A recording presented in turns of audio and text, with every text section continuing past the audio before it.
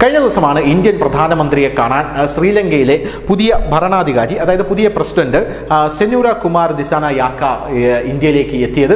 ശ്രീലങ്കയുമായി India ഊഷ്മളമായിട്ടുള്ള ബന്ധമാണ് ആഗ്രഹിക്കുന്നതെന്നും ഇന്ത്യയെ തകർക്കുന്ന യാതൊരു പ്രവർത്തനങ്ങളും ശ്രീലങ്കയുടെ ഭാഗത്തു നിന്ന് ഉണ്ടാകില്ല എന്നുമാണ് അദ്ദേഹം ഇന്ത്യൻ പ്രധാനമന്ത്രി നരേന്ദ്രമോദിക്ക് ഉറപ്പ് കൊടുത്തിട്ട് പോയത്.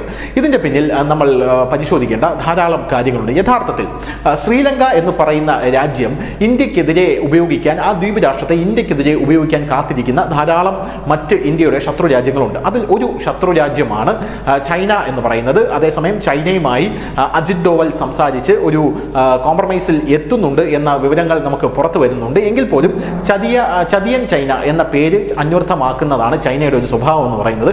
ഏത് നിമിഷം വേണമെങ്കിലും ചൈന പിന്നിൽ നിന്ന് കുത്താം എന്ന് നമുക്ക് എല്ലാവർക്കും അറിയാം. തൊട്ടിപ്പുറത്ത് ബംഗ്ലാദേശാണ്. ഈ ബംഗ്ലാദേശ് എന്ന് പറയുന്ന രാഷ്ട്രം ഇപ്പോൾ ഇന്ത്യയുടെ ശത്രുപക്ഷത്താണ്. ഇപ്പുറത്ത് പാകിസ്ഥാൻ പണ്ട് മുതലേ ഇന്ത്യയുടെ ശത്രുപക്ഷത്താണ്. താഴെ ശ്രീലങ്ക. ഇതുവഴി ചൈന ഒരു പവിഴമാല തീർക്കുന്നുണ്ട്.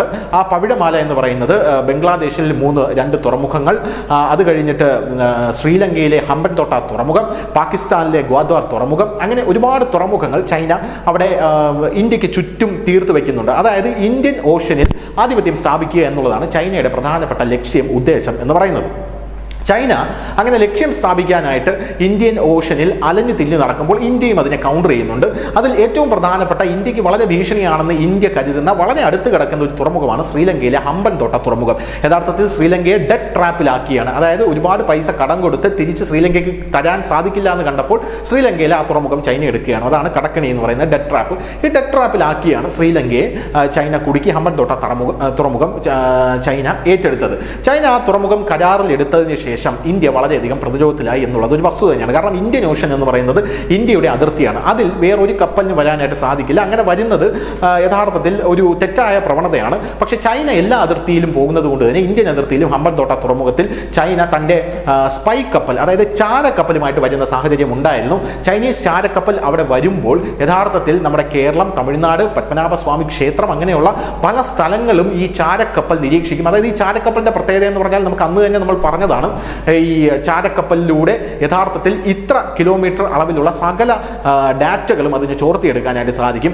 ഇന്ത്യ അതിനെ പ്രതിരോധിച്ചത് നമ്മുടെ ISRO സാറ്റലൈറ്റ് വഴിയാണ്. ഈ ISRO സാറ്റലൈറ്റ് ആ ചാരക്കപ്പലിന് യഥാർത്ഥത്തിൽ ഒരു കവചം തീർക്കുകയുണ്ടായി.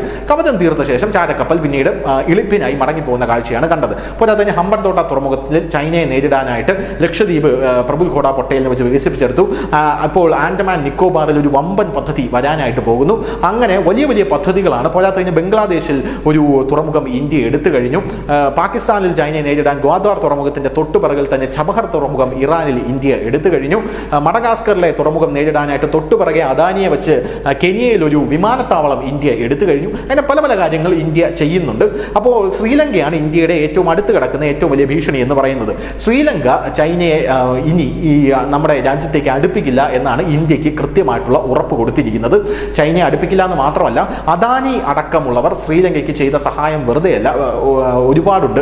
കാരണം അദാനിയുടെ വൈദ്യുത പ്ലാന്റുകൾ ശ്രീലങ്കയിൽ സ്ഥാപിച്ച് നമ്മളിപ്പോൾ ബംഗ്ലാദേശിന് വൈദ്യുതി കൊടുക്കുന്നത് പോലെ, അതായത് ബംഗ്ലാദേശിന് വൈദ്യുതി കൊടുത്തുകൊണ്ടിരുന്നു. ബംഗ്ലാദേശ് ഉടക്കിയപ്പോൾ ഞങ്ങളുടെ വൈദ്യുതിക്കുള്ള കുടിശ്ശിക തിരിച്ചു തരാൻ പറഞ്ഞവർ കേട്ടില്ല, ഭാഗികമായി വൈദ്യുതി കട്ട് ചെയ്തു.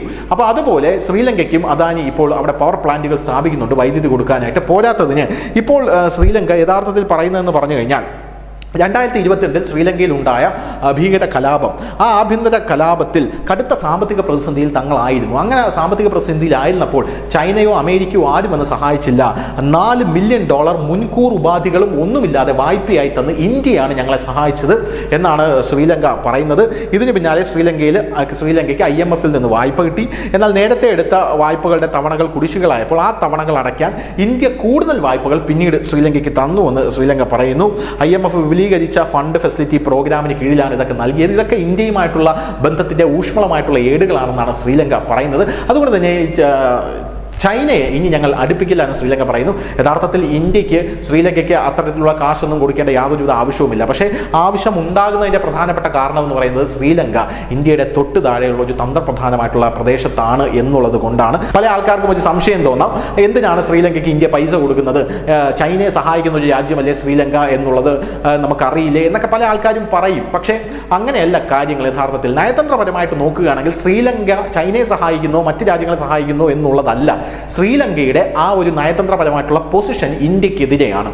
അങ്ങനെ ഇന്ത്യക്കെതിരെ ആയിരിക്കുമ്പോൾ ശ്രീലങ്ക ആരെ സഹായിച്ചാലും ശ്രീലങ്കയെ നമ്മുടെ കൂടെ അനുകൂലിച്ച് പിടിക്കേണ്ടത് ഇന്ത്യയുടെ ഒരു വലിയ ഒരു കടമ തന്നെയാണ്. അങ്ങനെ ഇന്ത്യ പിടിച്ചാൽ മാത്രമേ ഇന്ത്യയുടെ നിലനിൽപ്പിനും അല്ലെങ്കിൽ ഇന്ത്യയുടെ ഒരു നിലനിൽപ്പിന് മാത്രമല്ല ഒരു സുസ്ഥിരതയ്ക്കും അത് കൃത്യമായിട്ട് ഉപകാരപ്പെടുകയുള്ളൂ എന്ന് ഇന്ത്യൻ നയതന്ത്ര വിദഗ്ധർക്ക് എല്ലാവർക്കും അറിയാം. അതുകൊണ്ടാണ് ബംഗ്ലാദേശ് ഇത്രയൊക്കെ കാണിച്ചിട്ടും ഇന്ത്യ വീണ്ടും ബംഗ്ലാദേശിനോട് നയതന്ത്ര ചർച്ചയ്ക്ക് പോകുന്നത്. കാരണം ബംഗ്ലാദേശിൽ വേറൊരു രാജ്യത്തിന് നുഴഞ്ഞു കയറാൻ ഒരു അവസരം കൊടുത്തു കഴിഞ്ഞാൽ അത് ഇന്ത്യക്ക് വലിയ തലവേദനയായി മാറും. ബംഗ്ലാദേശ് ചോദിക്കുന്ന കാര്യങ്ങൾ ഇന്ത്യ കൊടുത്ത് ബംഗ്ലാദേശിനെ ഇന്ത്യയുടെ കൂടെ നിർത്തണം.